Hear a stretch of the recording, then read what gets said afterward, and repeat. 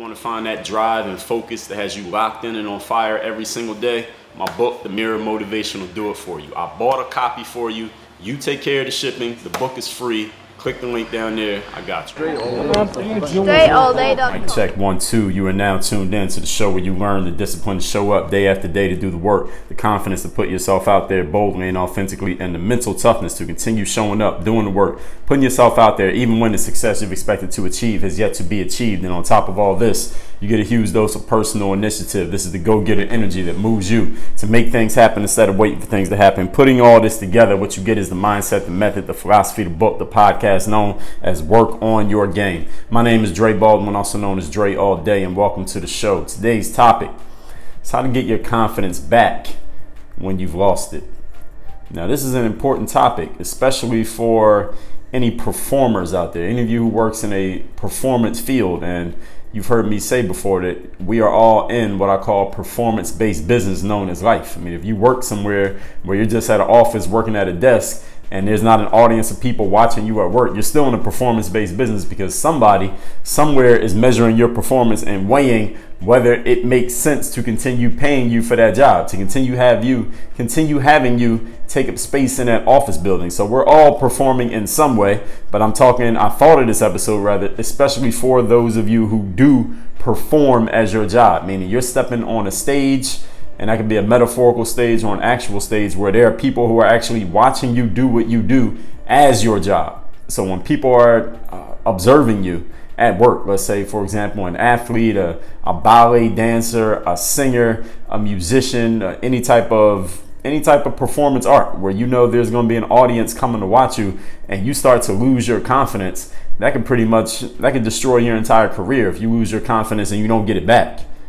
So today's episode is about how to get that confidence back, especially, again, for those who know there's going to be an audience of people watching you, maybe some people who you don't even know, watching you, observing you, and probably most likely, because we're human, having an opinion about you once they watch you do what you do, maybe even before they watch you do what you do.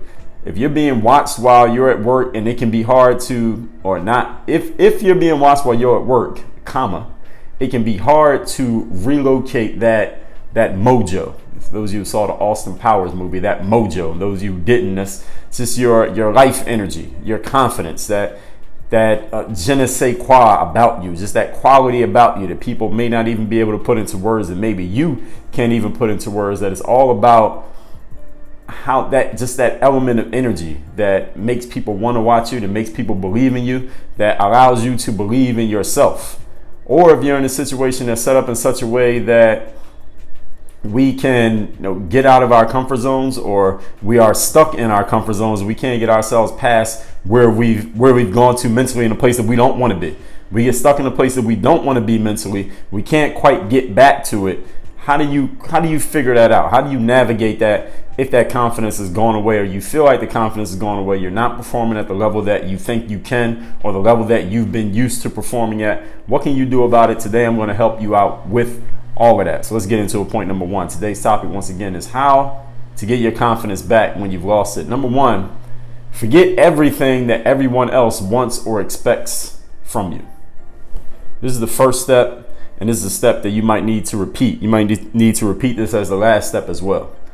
One of the main things that causes us to lose our confidence is when, especially I find this often happening in team sports and even in individual sports, whenever I'm talking to an athlete, is that you as the athlete, you're trying to conform to what your coaches, trainers, teammates, friends, fans want or expect from you. There's certain things that they want you to do, or a certain level that they want you to perform at. That's not quite what you had in mind, but because you're trying to match what they're asking of you, maybe it's the fans, and there's a lot of them, maybe it's the coach, and they're the one who determines whether you stay on the team or not, keep getting paid or not, if you get a spot or not. We find ourselves trying to conform to what they're expecting. Or maybe you get on a team, and because of the dynamics of the team, there's certain things that you like to do that you're comfortable with, but because of who else is involved, you may not be able to do the things that you've grown accustomed to doing. So if you're a basketball player, you like having a ball in your hands all the time, you might get on a team with someone who they had a ball in their hands all the time, and they have seniority because they've been there longer than you. So you have to adjust to a new role and the coach is telling you need to adjust to this new role, but you're not quite comfortable with this new role. So you're starting to lose your confidence, not because you lost your ability to play and not because you can't make the adjustment, but because what you're used to doing, the comfort zone that you're used to being in, that you want to be in as far as when you're performing, you can't get into it because there are other elements blocking you from getting it. Or maybe if you're on a team and the coach just, even if there is someone who does what, even if there isn't rather someone who does what you do, maybe the coach of your team or your trainer or your manager or whoever it may be who's trying to tell you how they want you to perform, they're asking you to do something different from what you're used to doing. Or maybe you're a part of an organization and the person who positioned you to do the things that you like to do, let's say there was a coach or a boss who positioned you to do the things that you like to do, that you're comfortable with, that you're good at, that you thrive at, they're not there anymore. So now new leadership comes in, new management comes in, a new coach comes in, a new boss comes in, and now they want you to do something completely different from what you did before, simply because maybe they see your abilities differently from how someone else saw them, which is normal because we're all human. Maybe they just want to have a whole new system in place. So what you used to do under the old regime is no longer needed, no longer wanted, it's frowned upon now. So now you had to do something that's a little bit different from what you did before. So what happens is we find ourselves trying to adjust to what everybody else wants. Whether, again, that's a person in charge, and it's kind of important to adjust to what the person in charge wants, because you might not be around too much longer if you don't adjust to what the person in charge wants. I think all of us have seen that happen to someone if it hasn't happened to ourselves before. Or maybe you're trying to adjust to the pressure, the outside pressure that you feel from people around you, people close to you, loved ones who may have certain expectations of you. Maybe they've expressed them to you. Maybe you are imagining that they have certain expectations of you, so you're putting the pressure on yourself. Maybe that could be of the audience, it could be of your customers, it could be of your friends and family members, it could be of who knows, whoever else is around, the general public, depending on, again, what type of work that you're doing. When we're trying to fit someone else's expectations, sometimes we can succeed at it if other people's expectations or our perception of other people's expectations, they run parallel to what we expect of ourselves or what we plan on doing anyway. All right, you're expecting me to score a whole bunch of points. I plan on shooting the ball a whole lot of times anyway. So perfect. I'm glad that you expect that everything's on the same page. But what if the expectations from the outside are for you to do something that is not quite what you were expecting to do? Now you have a conflict between the two.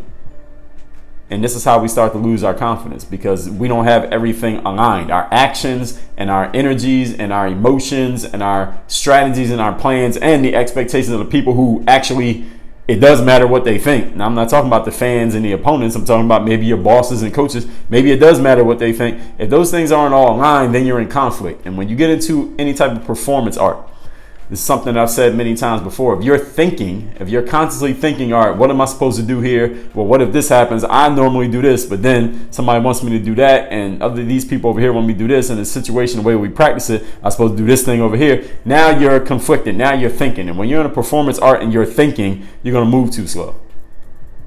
Because the last thing you want to be doing in a position of performance is thinking. You want to be going off instinct. This is the reason why we work on our games. So you can do things without having to think about them. As soon as you start thinking about them, you slow your whole process down. When you're trying to fit whoever they are, what they want instead of what you want, it's a good chance you're going to start to, first of all, get knocked out of your mental zone. Stop letting your instincts control you, and you're going to start thinking too much. And thought is a lot slower than instinct, even though thought is extremely fast. In our pursuit of satisfying other people's expectations, we often forget to satisfy our own.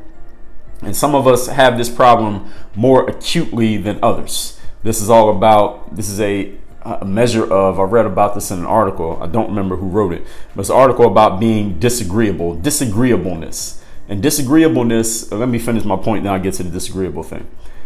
We forget to satisfy our own expectations when we're trying to satisfy others, and we lose our connection to the essence of who we are. So the first step here, we're still on point number 1, is putting all that outside shit on the back burner. Outside is anything outside of what you want. You is inside, everything else is outside. So this point of disagreeableness that I just mentioned, being disagreeable scientifically, at least the way that this study was laid out, does not mean being a jerk or being a person who's rude to everybody, or someone who, you don't say please and thank you, or you won't hold the door open for somebody. That's not what it means to be disagreeable.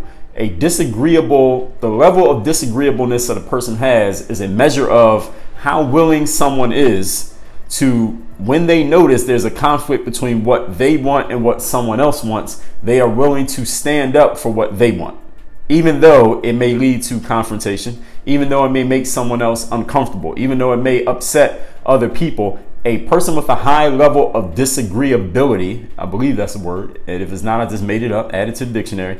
That person is willing to deal with it. They're willing to be that person anywhere. A person who has a high level of disagreeableness will walk into a room of their employees, there's 10 employees in a room, and say, look, I'm changing the whole process of how we do these things here, and all 10 of your employees are grumbling and pissed off about it. The disagreeable person says, listen, that's the new process. Anybody who doesn't like it, get the hell out.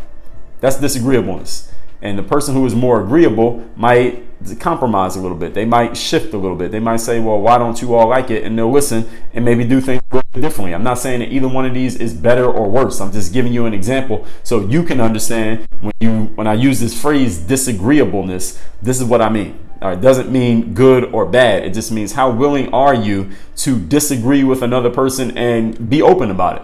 And just stand on the fact that, yes, there is a disagreement here. And yes, I'm going to stand on what I believe, even though you or they or a whole bunch of other people don't agree with it. The first thing you had to do here, again, I'm harking back to the essence of point number one, today's topic, once again, it's how to get your confidence back when you've lost it, is your ability to forget everything that everybody else wants or expects from you, even though doing so may lead to a disagreement between you and those people, whoever they are. You must be willing to do that to get your confidence back, because confidence is self-belief.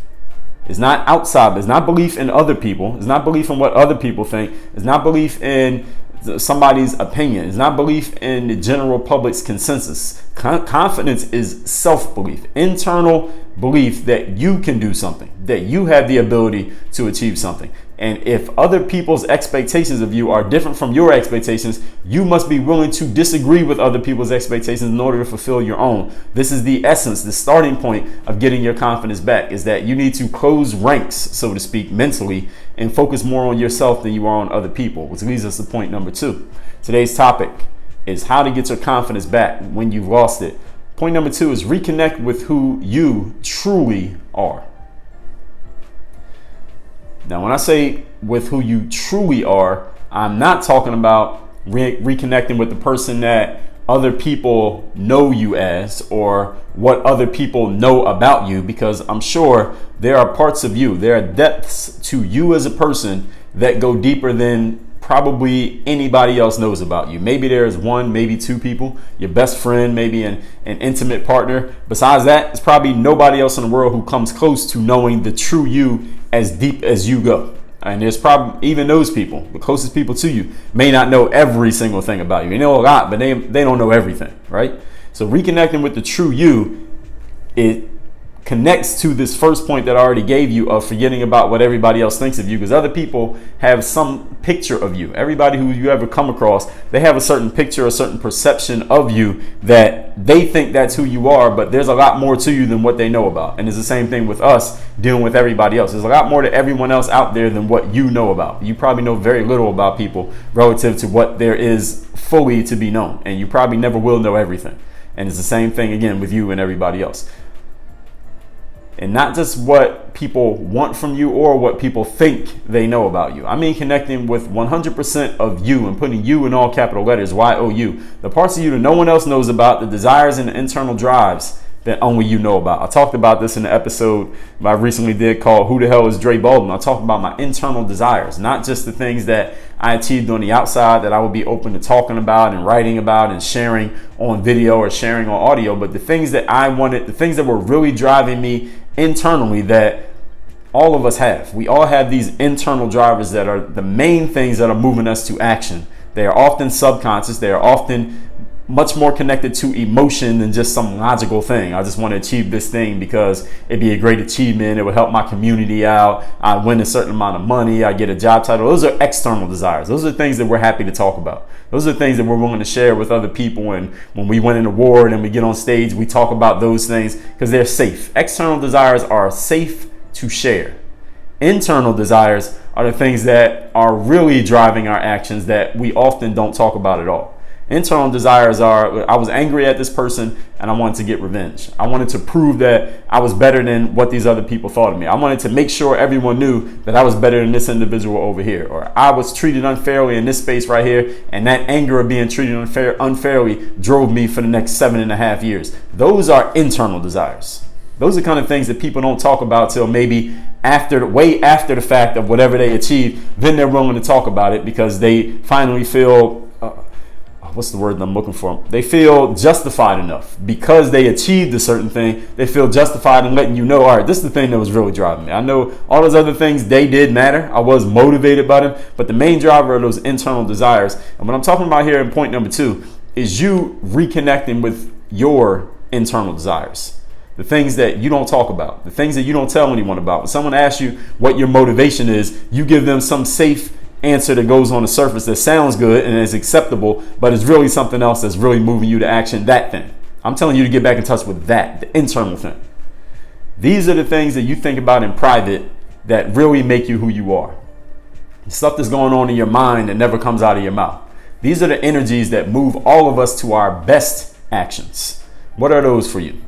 You need to get in touch with them, or I would say get back in touch with them. I mean, if you're old enough to be listening to me right now and understanding me, you know what your internal desires really are. They may change over time because you go through experiences and things happen in life, and maybe your plans change and your strategies change, but you know what your internal desires are right now in life, the things that you don't talk about too often. Those are the things that I want you to get in touch with, because those are the energies that really move you to your best actions. So if you think about the times when you were really performing at your best, it was when you were most in touch with these internal desires. And these are the things that get you back to listening to your instincts and stop being this overthinking person who is consciously thinking too much about what you're doing, consciously thinking too much about what everybody else is saying or what you think that they're thinking. And that's how you end up losing your confidence, when you are not in touch with your instincts. To get the best out of you and to get the best out of your life, you must be comfortable with being who you truly are, and not just being it, but actually expressing it, even if it makes other people uncomfortable, even if people at first are like, what the hell are you doing, and not quite understanding it. You have to be, and this is what confidence is all about, being willing to put yourself out there boldly, and what's that other word that I use every day? Authentically. Being who you really are, even if, again, it may make people uncomfortable at first, but human beings, we are adaptable creatures. We may be uncomfortable with something for a brief period, but once we see that it is not changing, we adapt to it relatively quickly. Point number 3. Today's topic is how to get your confidence back once you've lost it. Stop worrying about failing or what might happen if being you doesn't work. This is one of the main things that keeps people from getting their confidence where it needs to be fully in life, whether you're getting it back or you're just getting it in the first place, is that we start thinking, okay, I get it. I do want to put myself out there boldly. I do want to be my authentic self. I do want to come out of hiding, so to speak, as far as who you've been being as a person, metaphorically. I want to come out of hiding and really be who I am. But what if I do that and being me gets rejected?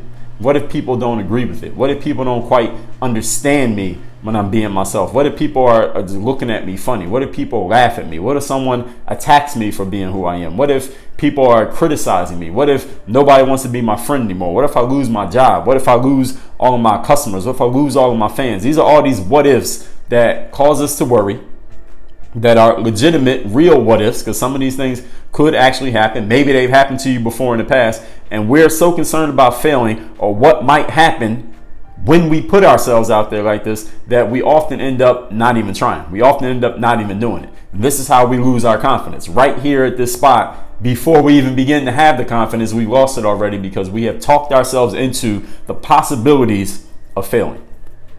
So we do steps 1 and 2. This is what happens. We do steps 1 and 2. The first step is forgetting what everybody else thinks of us. Second step is reconnecting with who we truly are. We do it, but then we think if we do it and it doesn't work, this is going to put us in a bad spot. And then all those what ifs may come to fruition. So then we just back up and do nothing.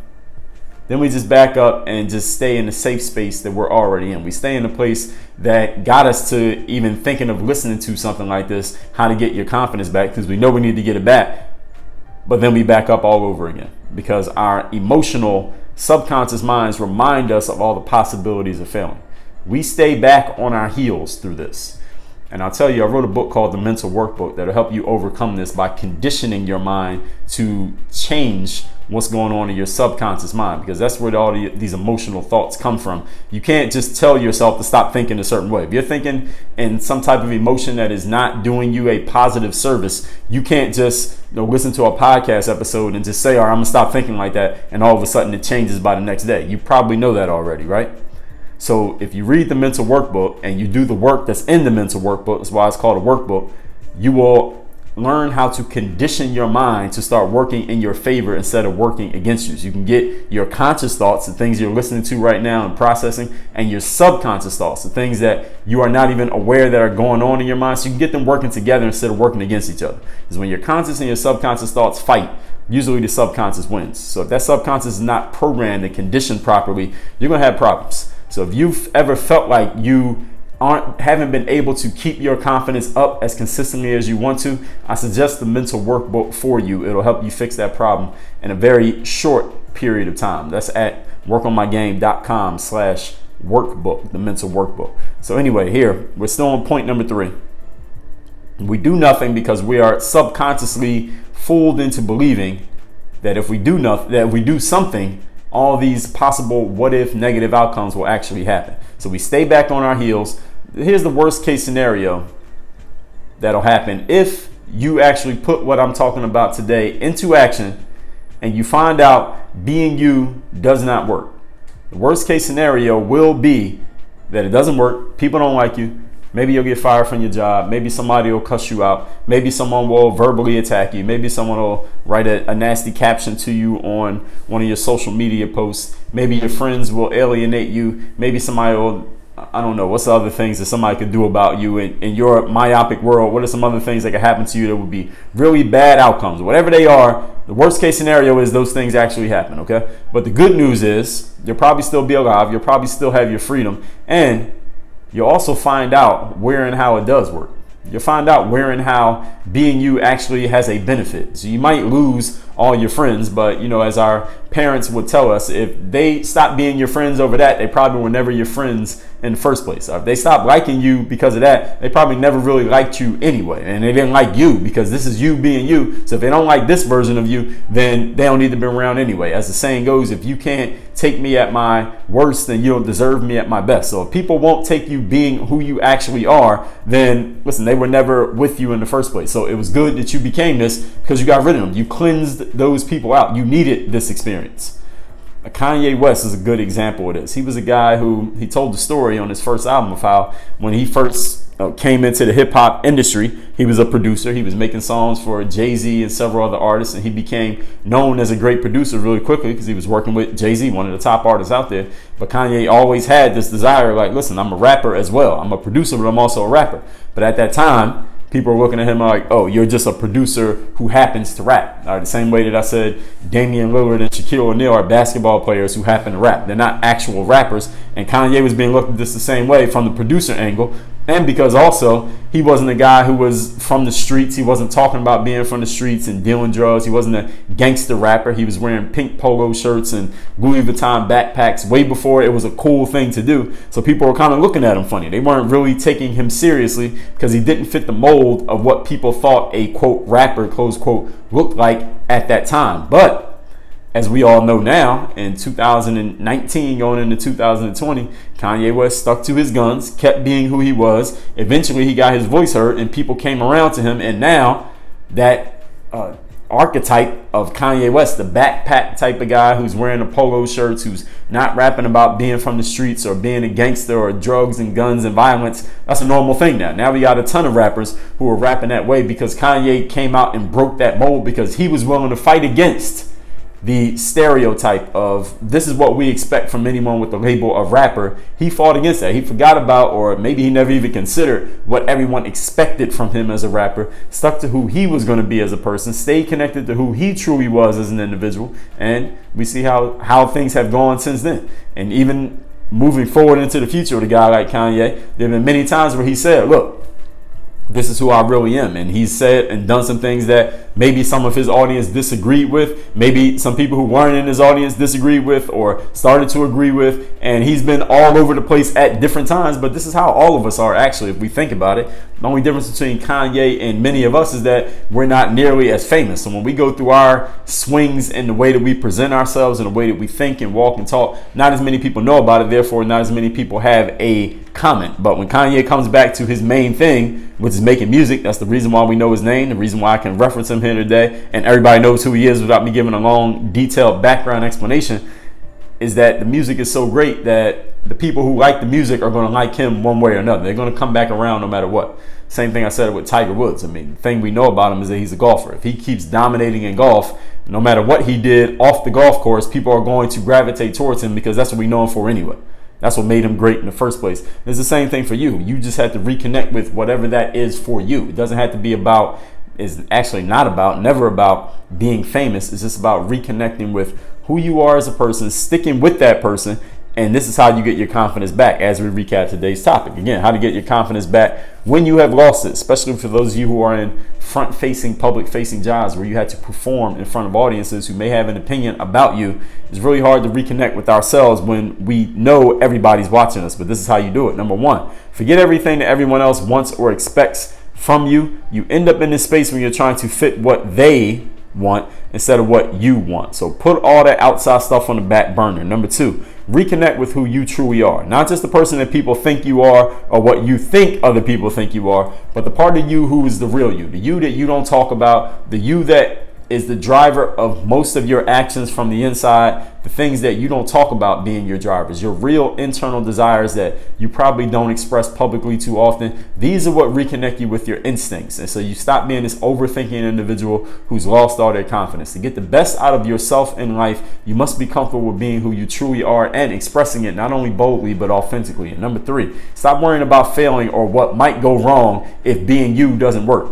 Because this is where we lose our confidence. So if being you doesn't work, let's just say that you do go out there and be you boldly and authentically, and it doesn't work. It does, quote unquote, doesn't work in whatever ways. People don't like you. People talk bad about you. People are offended by it. People attack you. Whatever it is that you think could go wrong with it, this is good because it's going to cleanse out the people that you don't need to be around you in the first place. The same thing that Kanye West would do. He decided to stick to his guns, being who he was, even though he didn't fit the mold of what people expected from a rapper. But because he stuck to his guns for long enough and he actually had talent, he had skill, people came around to accepting him as he was. And now he's laid out a whole path. He paved the whole road for a whole bunch of people to follow behind him and what he did. This is the same thing you can do for yourself. Even if, again, you're not trying to get a whole public of people to follow you, you can get you to follow you. You can set your own example for yourself in your own life by doing this, sticking to your guns and being who you're actually going to be, or deciding finally to be who you're actually going to be. People will come around to it. They will accept it once they see that you're not going to be changed and swayed by other people's opinions, which is one of the main ways we lose our confidence. So on the heels of what we talked about here today, I told you about the Mental Workbook, which is the self-guide for you conditioning your subconscious mind to get it aligned and work in the way that you need it to be working, to align with your conscious thoughts, your conscious goals and desires, and tapping into those internal desires that we rarely talk about. Again, that book can be acquired at workonmygame.com/workbook. And also, to get access to every episode that's ever come out of this show, and I think if you like this show, you'll like the other 1,300 shows that have come out here, go to workonmygame.com/game group. Start your free 2-week trial of your game group membership and work on your game. DreAllDay.com.